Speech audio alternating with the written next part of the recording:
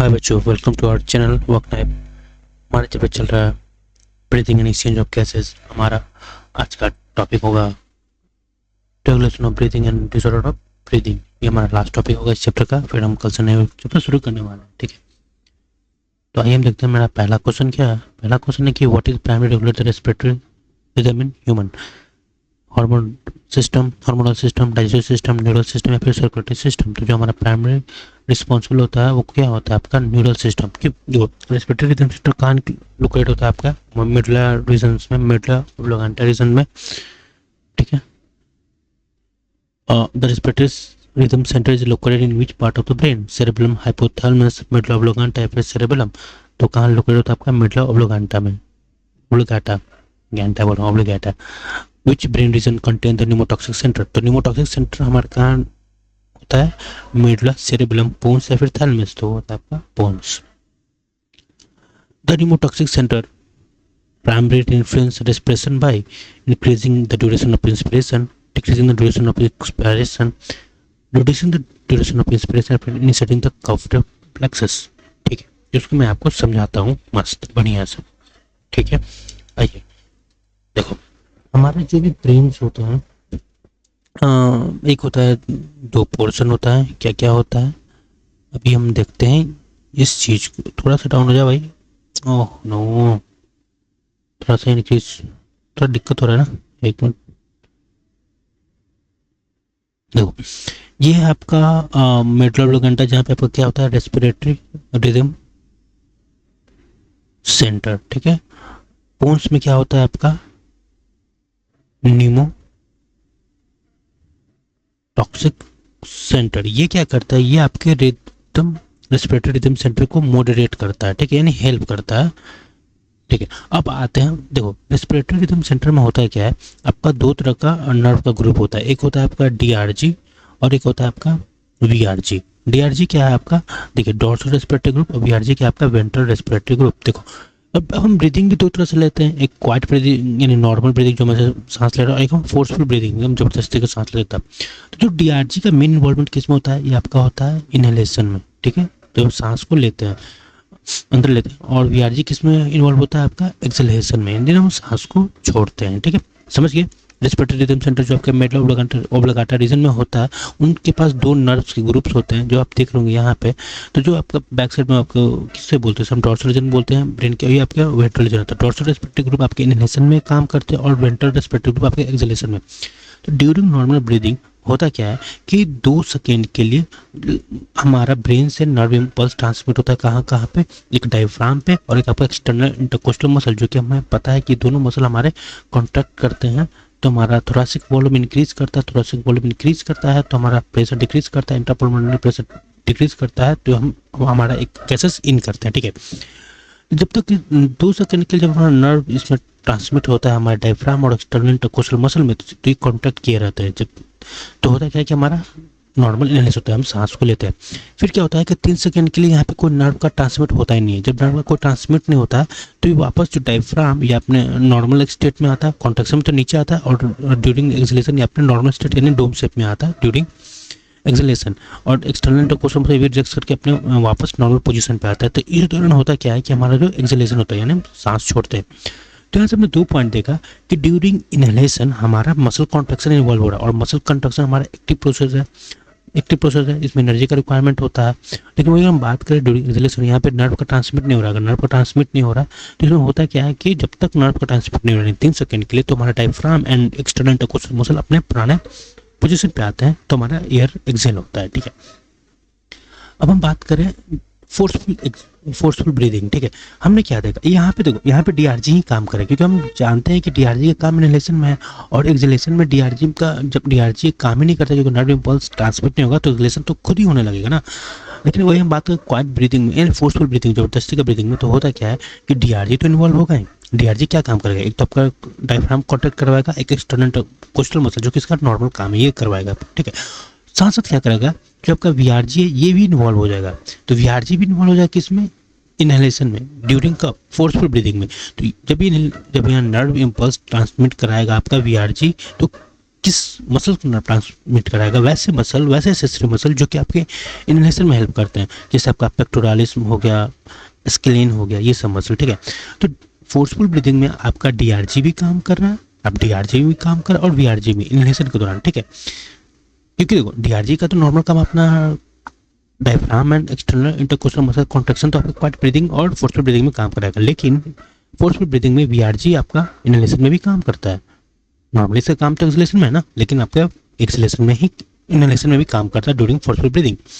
अब हम देखिए फोर्सफुल एक्सलेशन में क्या होता है। देखो नॉर्मल एक्सलेशन में हमारा कोई नर्व इम्पल्स काम नहीं करता, ना डीआरजी ना वीआरजी, हमने जाना। लेकिन फोर्सफुल एक्सलेशन में हमारा वीआरजी काम करता है और हमें पता है कि वीआरजी हमारा एक्सलेशन में काम करता है, यानी हेल्प करता है। तो इसमें होता क्या है, जब हमारा वीआरजी से नर्व इम्पल्स ट्रांसमिट होता है कहाँ पे, वैसे मसल पे जो कि आपके एक्सलेशन में काम देते हैं, जैसे आपके ऑब्लिक इंटरकोस्टल मसल हो गए, अब्डोमिनल यानी पेट के मसल्स हो गए, या फिर इंटरनल इंटरकोस्टल मसल हो गए, इन सबको क्या करेगा, कॉन्ट्रैक्शन कराएगा। जैसे आप देखते हैं कि आप जोर से सांस को छोड़ते होंगे तो आपका पेट अंदर क्यों दबता है। तो जब पेट अंदर दब रहा है तो ये किसके उत्तर कैसे होता है, जब हमारा पेट कॉन्ट्रैक्ट करता है, और पेट कॉन्ट्रैक्ट किस वजह से कर रहा होगा, आपका वीआरजी की वजह से। किस वजह से कर रहा होगा, आपका वीआरजी की वजह से, वीआरजी, ठीक है।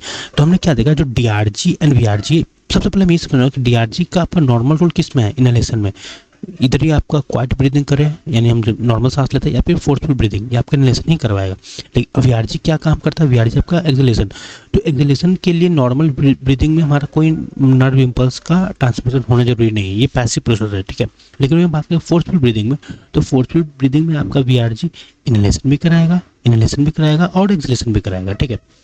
तो वीआरजी आपका फोर्सफुल ब्रीदिंग में ही एक्टिवेट होगा और डीआरजी आपका नॉर्मल एंड फोर्सफुल ब्रीदिंग दोनों में हेल्प होगा। लेकिन फोर्सफुल ब्रीदिंग में हमारा वीआरजी इनहेलेशन के लिए भी काम आएगा और एक्सहेलेशन के लिए भी काम आएगा। लोग पूछेगा कि मेन जनरली रोल वीआरजी किस में है, तो एक्सहेलेशन में ही है, ठीक है। अब एक और हम बात करें यहाँ पे कीमोसेंसिटिव एरिया। देखो कीमोसेंसिटिव एरिया क्या होता है कि हमारे बॉडी में ब्लड वेसल में, या फिर हम बात करें ब्रेन में सेरोपेनियल फ्लूइड होती है, ठीक है।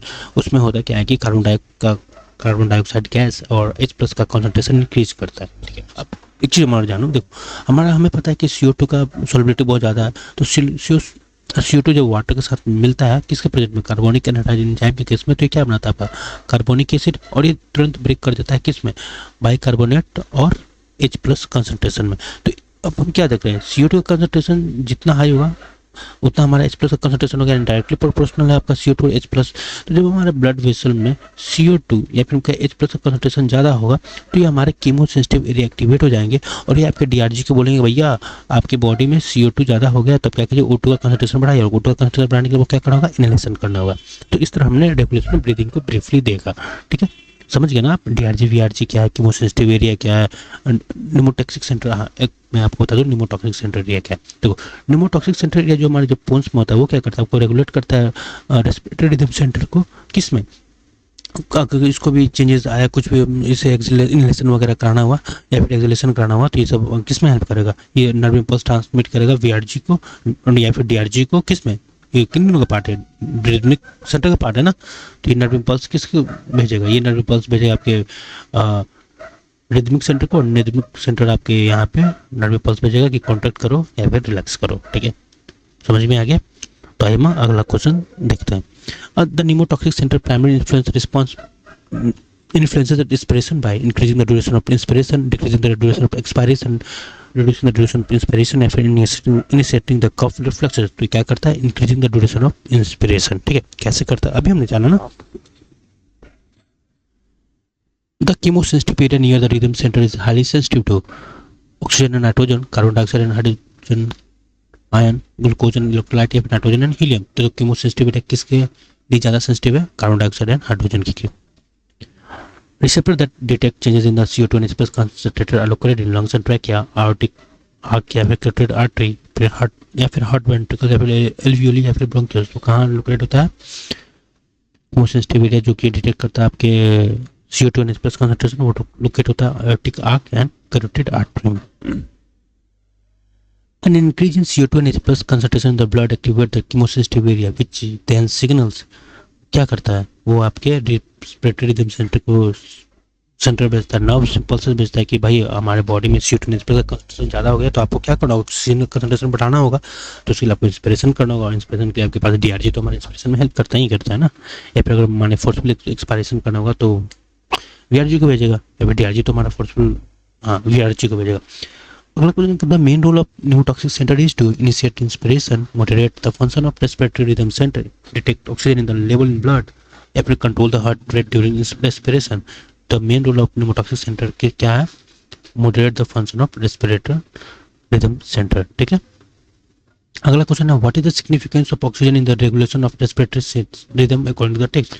अभी हमने जितने भी ये देखा, इसमें जितने भी हमने पढ़ा, इसमें कहीं ये देखा क्या कि ऑक्सीजन का रोल कहाँ पे है, नहीं ना। बट हमने कभी ये भी नहीं कहा कि इसमें ऑक्सीजन का रोल नहीं होता है। ऑक्सीजन का रोल होता है, हम हायर क्लास में जानेंगे, यानी मेडिकल कॉलेज वगैरह में जानेंगे, लेकिन फिलहाल हम यहाँ पे ये कह सकते हैं कि the role of oxygen in the regulation of respiratory rhythm is quite insignificant. The respiratory rhythm center is responsible for pumping blood, moderating heart rate, maintaining and moderating respiratory rhythm, and digesting food. The respiratory rhythm center क्या करेगा, आपका maintaining and moderating respiratory rhythm, ये इन्हीं का तो काम है ना, by inspiration and expiration process के दौरान इनकी हेल्प से। Signal from which centre can alter the respiratory rate by reducing inspiration time. कहाँ से सिग्नल आपके जनरेट करेगा, किस सेंटर से जनरेट करेगा, जो हमारे इंस्पिरेशन टाइम को डिक्रीज करेगा या फिर इंक्रीज करेगा। तो वो कहाँ से करता है, वो आपके रेस्पिरेटरी रिदम सेंटर से ही आता है, क्योंकि भाई न्यूरोटॉक्सिक सेंटर तो आपके क्या करता है, इन पोर्शन को वो मॉडरेट करता है, ठीक है। बट एक्चुअल सिग्नल तो हमारे कहाँ से जनरेट होगा, एक्चुअल सिग्नल तो हमारे रेस्पिरेटरी रिदम सेंटर से ही आएगा ना। Activation of the chemosensitive area lead to adjustment in respiration aim to increase oxygen absorption, eliminate excess CO2 in its plus concentration, enhancing lung capacity या decreasing heart rate। तो activation of chemosensitive area क्या करेगा, आपके eliminate कराएगा CO2 and it's plus concentration, क्योंकि chemosensitive area का काम ही आपके CO2 and it's plus concentration का चेक करना। Which of the following is not directly involved in the neural regulation of respiration? Medulla oblongata, main respiratory rhythm center, pons pneumotoxic center, कटेड artery receptor, chemosensitive area होते हैं, और retinal artery कोई काम ही नहीं था। तो सही आंसर क्या है, D. Receptor in the aortic arc and carotid artery are sensitive to changes in blood pressure only, oxygen only, CO2 and plus concentration या नाइट्रोजन लेवल। तो receptor in the Arctic arc and carotid artery किस लिए responsible है, आपके CO2 and plus concentration के लिए। The chemosensitive area signal the rhythm center is to adjust respiration when detect low oxygen, high CO2 and plus या low nitrogen। तो आप इसका बता सकते हैं, यह है option C. What is the primary symptom of asthma mentioned in the text? Chest pain, wheezing, cough of blood, या फिर fever। तो primary symptom of asthma क्या है, wheezing। Asthma is caused by the inflammation of which part of the respiratory system? Alveoli, trachea, bronchial, bronchioles या फिर nasal cavity। तो asthma आपका mainly cause होता है आपके bronchial, bronchiole से। In emphysema the damage occur especially to diaphragm, tracheal, alveolar wall या फिर pleural membrane। तो the emphysema क्या होता है, आपके alveolar wall डैमेज करता है, जिसकी वजह से हमारा रेस्पिरेटरी सरफेस एरिया डिक्रीज कर जाता है। और क्यों होता है, जब एक्सेसिव स्मोकिंग करते हैं। तो वही अगला question, what is the major cause of emphysema as stated in the text and NCERT में? Air pollution, genetic factors, cigarette smoking या फिर वायरल इन्फेक्शन। तो सही आंसर क्या है, सिगरेट स्मोकिंग से हमारा मेजर कॉज है हमारा emphysema का, और भी है बट मेजर कॉज हमारा सिगरेट स्मोकिंग ही है। What is the primary consequence of damage alveolar wall in the emphysema? Increase mucus production, decrease respiratory service area, hardening of the bronchi या फिर इंक्रीज लंग कैपेसिटी। तो जो हमारा एल्वेओलर wall damage होता है तो उसका कॉन्सिक्वेंस क्या होगा, तो उससे हमारा रेस्पिरेटरी सर्विस एरिया क्या होगा, डिक्रीज कर जाएगा, क्योंकि एल्वेओली तो है जहाँ पे हमारा गैसेस एक्सचेंज होता है, वही तो हमारे सर्फेस एरिया को इंक्रीज करता है। वही अगर डैमेज एल्वेओलर वॉल को हम डैमेज करें तो हमारा क्या हो जाएगा, रेस्पिरेटरी सर्फेस एरिया डिक्रीज कर जाएगा ना। Occupational respiratory disorder are often associated with industry involving food processing, textile manufacturing, grinding और स्टोनिंग, ब्रेकिंग या फिर कंप्यूटर प्रोग्रामिंग। तो क्या है, ऑक्यूपेशनल रेस्पिरेटरी डिसऑर्डर किससे एसोसिएटेड है, जहाँ पे आपका ग्राइंडिंग होता है या फिर स्टोन ब्रेकिंग होती है। Long term exposure to dust in certain occupation can lead to asthma, emphysema, fibrosis या ब्रोंकाइटिस। तो long term exposure to dust in certain occupation leads to fibrosis. What is the fibrosis in the context of lung disorder? Viral infection of the lung, the collapse of alveoli, proliferation of fibrous tissue या फिर allergic reaction.